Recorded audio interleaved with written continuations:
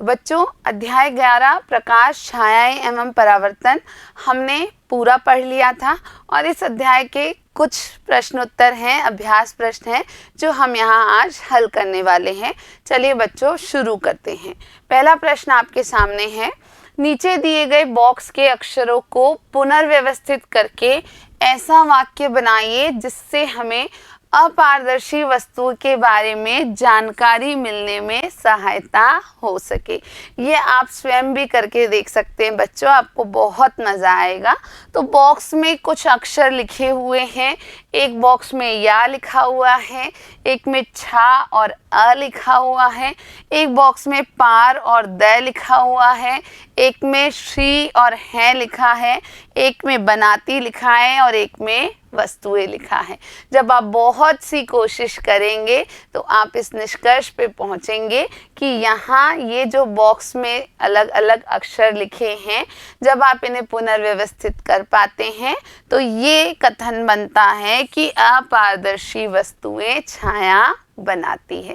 था ना बहुत आसान। आप स्वयं वापस से इसे करके देखेंगे तो आपको बहुत मज़ा आने वाला है। अगले प्रश्न को देखते हैं बच्चे। नीचे दी गई वस्तुओं अथवा पदार्थों को अपारदर्शी, पारदर्शी अथवा पारभासी और इसके अलावा दो श्रेणियां और दी है, दीप्त अथवा अदीप्त में वर्गीकृत कीजिए। दीप्त यानी कि चमकीली और अदीप्त यानी कि जो चमकीली नहीं होती हैं। तो यहाँ बहुत सारी वस्तुएं दी हैं बच्चों। इस प्रश्न को भी जब आप स्वयं एक एक को देखेंगे, हल करेंगे कि कोई वस्तु जो है वो पारदर्शी है या नहीं है, कोई वस्तु जो है वो दीप्त है या नहीं है, कोई वस्तु अपारदर्शी है या नहीं है, तो आपको बहुत मज़ा आने वाला है। तो यहाँ कुछ वस्तुएं दी हैं, वायु, जल, चट्टान का टुकड़ा, एल्युमिनियम शीट, दर्पण, लकड़ी का तख्ता। अगर आपने इनमें से कोई वस्तु नहीं देखी है तो आप अपने अध्यापक से, अपने अभिभावकों से कह सकते हैं, क्योंकि सभी चीज़ें ऐसी हैं जिन्हें आप थोड़ा सा मेहनत करके देख सकते हैं। तो आप इन्हें देखने का प्रयास करें और फिर पता लगाएं कि ये वास्तव में पारदर्शी हैं, अपारदर्शी हैं या पारभासी हैं। लकड़ी का तख्ता, पॉलीथीन शीट, सीडी, धुआं, समतल कांच की शीट, कोहरा, लाल तप्त लोहे का टुकड़ा, छाता, प्रकाशमान प्रतिदीप्त नलिका, उसके अलावा दीवार, कार्बन पेपर की शीट, गैस बर्नर की ज्वाला, गत्ते की शीट, प्रकाशमान टॉर्च, सेलोफोन शीट, तार की जाली, मिट्टी के तेल का स्टोव, सूर्य, जुगनू और चंद्रमा। इन सभी चीज़ों को हमें अलग अलग वर्गों में रखना है। उन अलग अलग वर्गों का नाम आप जानते हैं, पारदर्शी, अपारदर्शी तथा पारभासी। तो वैसे आपको एक एक को करना चाहिए, पर यहाँ हम एक बार आपको उत्तर दिखा रहे हैं। तो पारदर्शी में यहाँ सिर्फ वायु तथा जल को प्रस्तुत किया गया है। पारभासी यहाँ कई सारी चीज़ें हैं, जैसे पॉलीथीन शीट, धुआं, समतल कांच की शीट, कोहरा तथा सेलोफोन शीट। इन सभी को आप देखने का प्रयास कीजिएगा। उसके अलावा अपारदर्शी वस्तु में चट्टान का टुकड़ा, एल्युमिनियम शीट, गत्ते की शीट, लाल तप्त लोहे का टुकड़ा, छाता, दीवार, कार्बन पेपर की शीट, गैस बर्नर की ज्वाला, सूर्य, जुगनू, चंद्रमा, ये सभी अपारदर्शी हैं। आप इनके आर पार नहीं देख सकते हैं। दीप्त वस्तुओं में हमने यहाँ नाम लिखे और इनके अलावा बाकी सभी वस्तुएं अदीप्त हैं। दीप्त वस्तुएं लाल तप्त लोहे का टुकड़ा है, प्रकाशमान प्रतिदीप्त नलिका है, मिट्टी के तेल का स्टोव जलता हुआ जो उसमें से लौ निकल रही है वो दीप्त है। उसके अलावा प्रकाशमान टॉर्च आप देख सकते हैं, वो दीप्त है।